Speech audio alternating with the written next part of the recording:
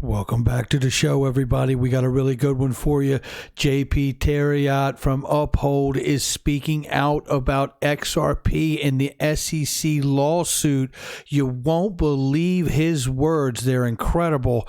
And even bigger news, we've got a Wells Fargo patent, and you won't believe what's in it. Let's roll that beautiful intro.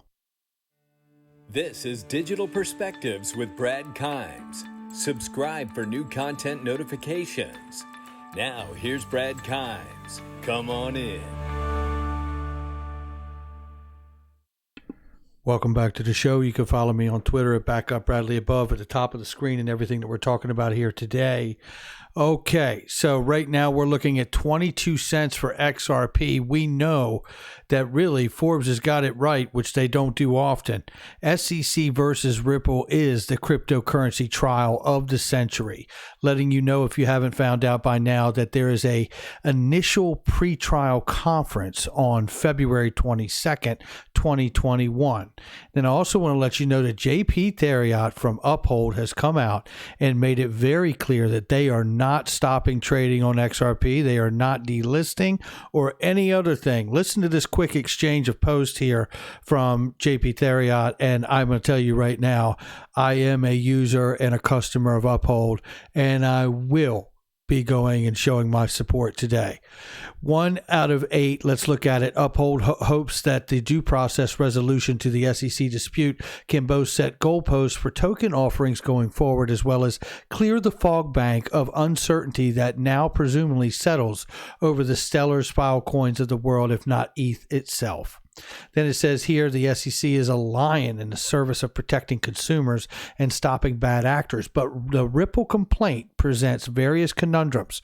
What if punishing the actors of a couple of parties not only directly harms XRP holders, most of who probably assume tactic approval after 7 years of inaction, but also threatens to harm participants in similar projects, as well as virtually assure that the U.S. will not be home to Silicon Valley too, by rights the U.S. is to own. It says here, can something be born a security, metamorphosized into something else?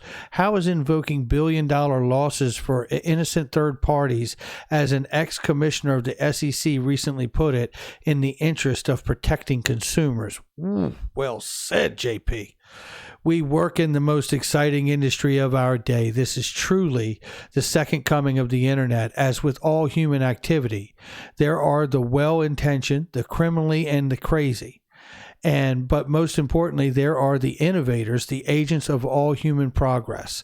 Perhaps the innovator in question, Ripple, poked the lion and got swatted. Now we have to see whether the lion gets up and finishes the job or returns its attention to more likely and deserving next meals. It's this next action that holds the promise of providing the clarity we are all hoping for. Meanwhile, we'll tiptoe in the fog, listening to the party happening in the Panda exclosure and the amusingly bitchy schadenfreude of some of our colleagues. If you guys don't know what schadenfreude means, it's taking pleasure in someone else's pain. Uphold will continue to list XRP unless the complaint is adjudicated against Ripple, specifically citing that XRP is today a security or trading volume dissipates to a point where we can no longer support. Man, what a string of comments from JP Terriot. Thank you for your support, JP. That is somebody who isn't afraid to put it down where it belongs, right? Loving it. Now, here's something from John Alvitre that was just really fantastic about the court case itself and the inner workings of the Southern District Court of New York here. I'm going to read just a portion of this for you because I think there's a point that I understand out of this that we all should understand about this. Even though there is a pre-trial conference scheduled for February, was it 21st or 22nd, whatever it is, it doesn't mean that they can't find a solution or resolution before then. And it certainly doesn't mean that we won't go to distance, and this can go much, much further than February if need be. But the point is this. All cases in the Southern District Court of New York are assigned to two judges, a district judge and a magistrate judge. All cases, are assigned to two judges. And I think that's an important note. District judges are appointed for life terms by the president. Magistrate judges are selected by a majority vote of the district judges in the particular district and serve terms of 8 years. That's important to note. Now, this is the part that I want you to get right here. Referrals to the magistrate judge. The district judge assigned to your case may refer the case to the magistrate judge for specific purposes. Commonly, the referral will be for the magistrate judge to conduct the proceedings that occur before trial, such as resolving discovery disputes or presiding over settlement conferences. Interesting. A referral may be made for the magistrate judge to issue to the district judge a report and recommendation on how to resolve a motion, such as a motion to dismiss or a motion for a summary judgment. The consent of the parties is not needed for the district judge to refer the case to a magistrate judge for these purposes. If the district judge has made such a referral, you can ask the district judge to review any magistrate judge's decision by filing an objection with the district judge within 14 days of that decision, on and on and on. However, the point is, what I get and take away from that is that this could settle at any time. That's what we need to understand here. Thank you to John Alvitre on that. And shout out to Big Skinny just because that guy is just, wow. I told him today, I wish we were able to just have like a library of our phone conversations about the stuff that we've had. I just think it would be amazing to be able to package those up and just like release them for people to hear. But anyway, and then Crypto Life, shout out to Crypto Life, because we're about to look at something from Crypto Life here, which is a patent from Wells Fargo that was submitted yesterday. Now, originally the patent was filed in 2018. But I'm going to go down into this patent because it's interesting, because here it says, Crypto Life says, Wells Fargo, Swift, and DLT, something's going on, Bradley. Crypto Life, I'm with you. And we're going to dig into it right now. So this is the actual patent. I just zoomed in so you guys could see this. I'm only going to read one little portion here as it pertains to what we're looking at today. So obviously, again, just very quickly, this is a Wells Fargo patent. Today's the date on it. It's been filed earlier in 2018, but there's been, I guess, an amendment or a change to that application, update of information. It says systems and methods for cross-border payments via distributed ledger-based payment rail. This is important to note. Now, I'm going to tell you before we read this, no, it doesn't say Ripple. No, it doesn't say XRP, but I'm about to show you something that does. Let's take a look at this. Systems and methods relating to distributed ledger currency rail are provided. A computer-implemented method includes receiving a funds transfer request messaging, including an amount, a sender, and a recipient. Examining the funds transfer request message to identify a sending financial institution associated with the sender and a receiving financial institution associated with the recipient. Determining whether the sending financial institution and receiving financial institution each operates a node on the permission distributed ledger to network. Are you hearing this?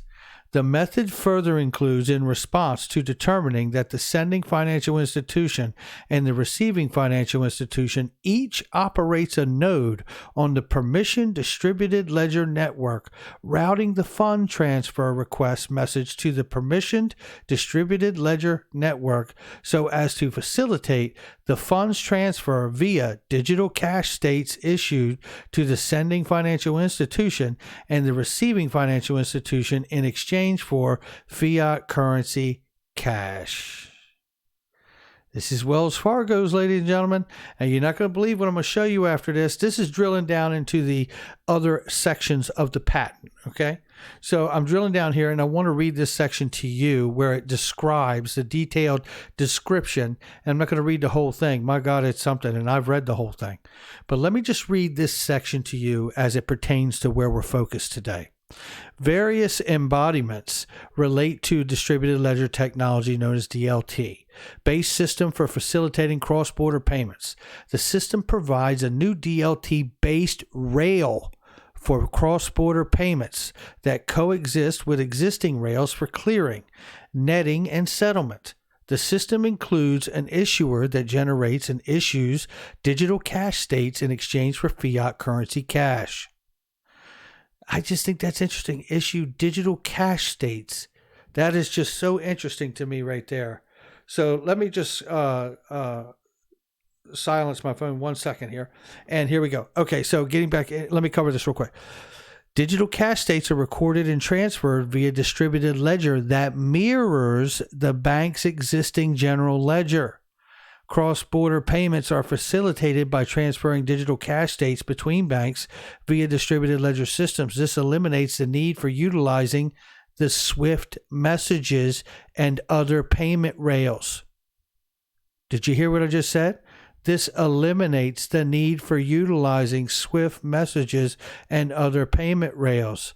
Example, FedWire to facilitate cross-border payments. Additionally, the DLT-based system is operable with existing payment rails and accounting methodology. Therefore, the system requires minimal effort to be implemented with existing systems. The DLT-based system for facilitating cross-border payments solves various technical problems and provides various technical advantages over existing systems. For example, distributed ledger technology-based system eliminates fees for existing payment messaging systems such as SWIFT. What? Instead, payment messages are transmitted via distributed ledger, which require minimum cost to operate and maintain.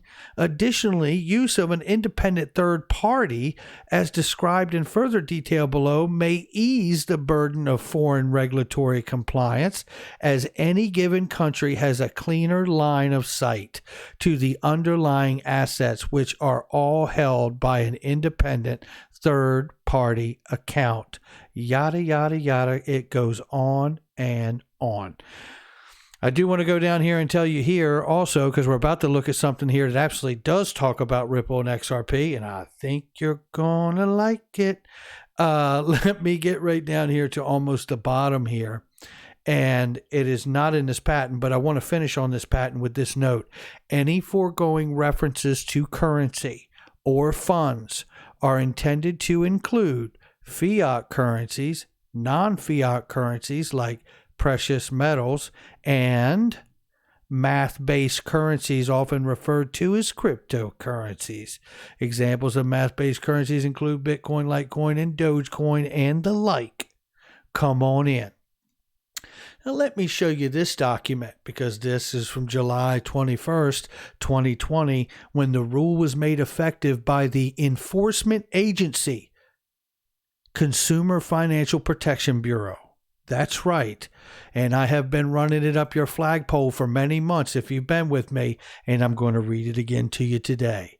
The Bureau has continued to monitor the remittance transfer market since the publication of the assessment report and observes that the most of these developments continue to progress. Examples include the continued growth and expanding functionality of SWIFT, Global Payment Innovation, which is known as SWIFT GPI. GPI tracking product, which can increase the amount of upfront information available to sending institutions, and the expansion of major payment card networks, capacity to support cross-border payments, the continued growth of fintech, non-bank remittance transfer providers, and their further expansion into partnerships and other relationships with banks and credit unions. which allow such entities to tap into the closed network payment system that non-bank remittance transfer providers have developed. The continued growth and expanding partnerships of virtual currency companies such as Ripple, which offer both payment and messaging platform to support cross-border money transfers, as well as proprietary virtual currency XRP, which can be used to effect settlement of those transfers. These developments suggest that in the future there may be a means by which banks and credit unions can reduce their remaining reliance on estimates. These developments all share a fundamental similarity. They all apply elements of a closed network payment system to cross-border money transfers sent by banks and credit unions. This is the smoking gun right here, because this to me proves that this is absolutely going to go down. I don't give a damn about that lawsuit. They're going to get what they need out of it one way or another. Let me tell you something. The U.S. regulator, the SEC, ain't shooting the golden goose. That ain't happen. Not gonna happen. What you see here is a patent from Wells Fargo that is telling you that they are going to be using a distributed ledger technology payment rail, and they are going to be using this DLT to get it done. And it is all about being able to cross over and have the ability to not only see the transparency of the sender-receiver information, to not rely on estimates as much as they have in the past, but to also have more freedom in the way they are able to reach out to settle these things because of the ease of use and the freedom and the interoperability that is offered because of DLT. Now, I'm going to tell you something. Again, it does not say XRP or Ripple in this document, but it says it in this one. It says it in this one. Like I said, the Consumer Financial Protection Bureau is an enforcement agency. If there was something wrong, they wouldn't have made Ripple and XRP a part of the solution for the cross-border settlement and payment system of the entire bank and credit union in the United States of America to work with the rest of the world to settle. That just wouldn't happen. No way, no how. On this day, we're staring down the barrel of a 21-cent XRP, but I firmly believe we are on the road to an absolute transformation, because XRP is about to legitimize the entire crypto asset space as a part of a new asset class in the field of the traditional commodity markets. That's going to do it for me. Hit the like and subscribe, leave a comment below, and make sure you share with somebody you know and hit that notification bell so you don't miss a thing. Check out the links in the description box and the comment section for anything that you may want or need. They are trusted, vetted links. I'll catch you on the next one.